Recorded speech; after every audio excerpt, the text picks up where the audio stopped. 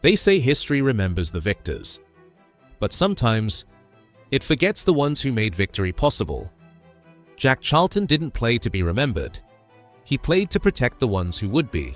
773 appearances, a World Cup, a wall for Leeds, a legend in silence. And in 2020, while the world watched other names trend, Jack slipped away.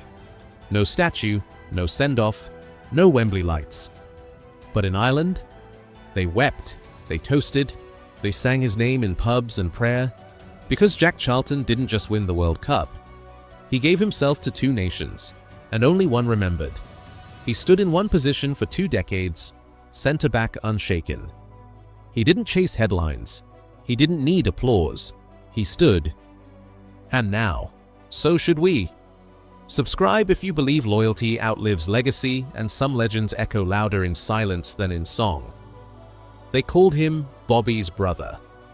Long before he was a World Cup winner, a manager, or Ireland's adopted son, Jack Charlton was the boy who stood in the shadow of brilliance. Ashington didn't raise stars, it raised steel. Coal dust in the lungs, mud on the boots. One boy danced, Bobby, the other braced Jack. Bobby floated like silk through defenses. Jack hammered through them. One a diamond, the other a hammer. The world loved Bobby. Jack? He was respected, relied upon, endured, and he liked it that way. In 1963, in a bruising Leeds derby, Jack threw himself into a desperate tackle, the kind that wins nothing in headlines but everything on the scoreboard. He stopped a certain goal and let the next moment belong to Bobby. Because that was always the dance. One brother painted the game with elegance, the other kept the canvas from tearing apart. Jack didn't envy the applause. He guarded it. One was adored, the other endured. For 21 years, Jack Charlton wore one badge. Not for money, not for glory, but because loyalty was something you wore on your chest, not just your sleeve. From 1952 to 1973, Jack played 773 games for Leeds United. He scored 96 goals from centre-back, won the First Division in 1969, an FA Cup, a League Cup, and 2 Intercities Fairs Cups. But ask him what mattered most. He'd say, standing tall when the boots of others shook. In a team of fire, Jack was the steel. When the flair players pushed forward, it was Jack who stayed back. When opponents ran wild, it was Jack who stood calm. He wasn't just a player, he was a compass. In 1967, against Tottenham, he launched a clearance from 40 yards, a freak goal for a defender. He didn't smile, he didn't celebrate, he jogged back, head down, like it was a mistake to be noticed. That was Jack. While the world watched the stars shine, he built the sky behind them. 1966. Wembley. England lifted the World Cup. The cameras followed Bobby Moore. The headlines hailed Geoff Hurst and Jack Charlton. He dropped to his knees, exhausted, unseen. But without Jack, there might have been no trophy. He played every minute of the tournament, held the back line against giants.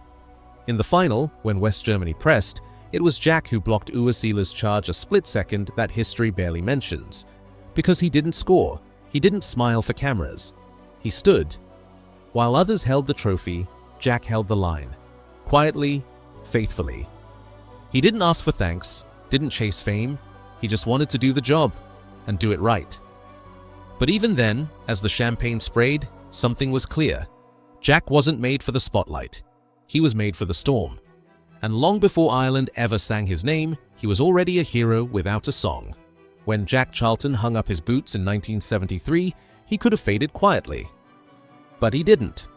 A year later, he took charge of Middlesbrough. And in his first season, he stormed the second division 65 points.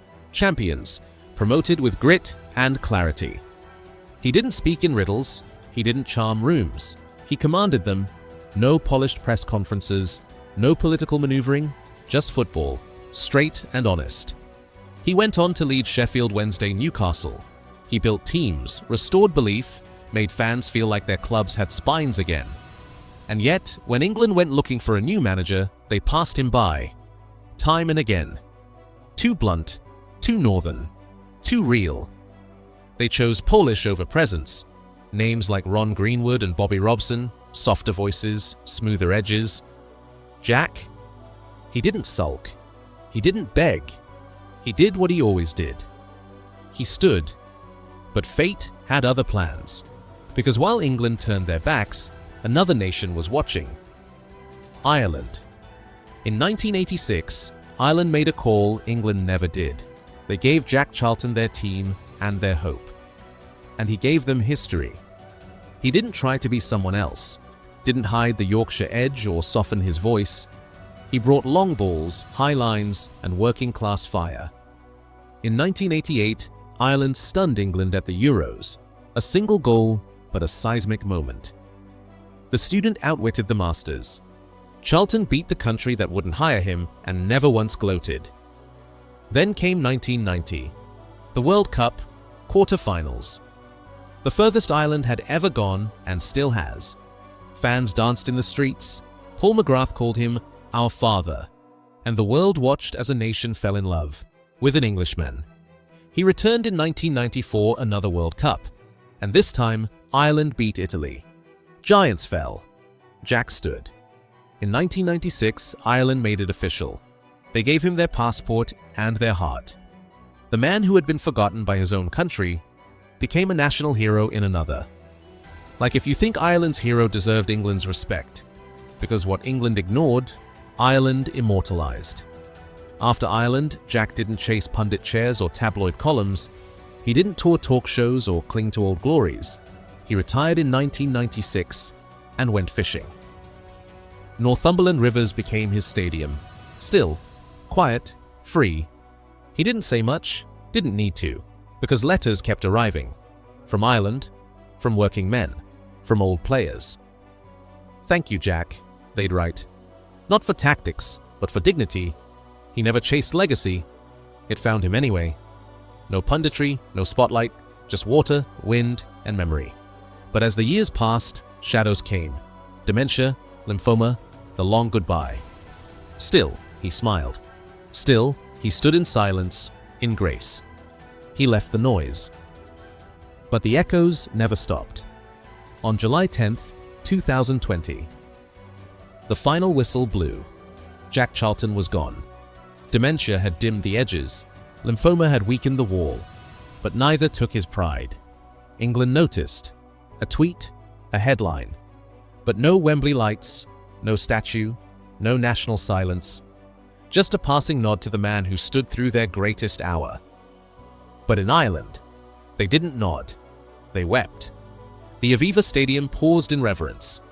Pubs fell silent, pints lifted, not clinked. Old fans whispered his name like prayer. Because for Ireland, Jack wasn't just a coach. He was family. He was memory.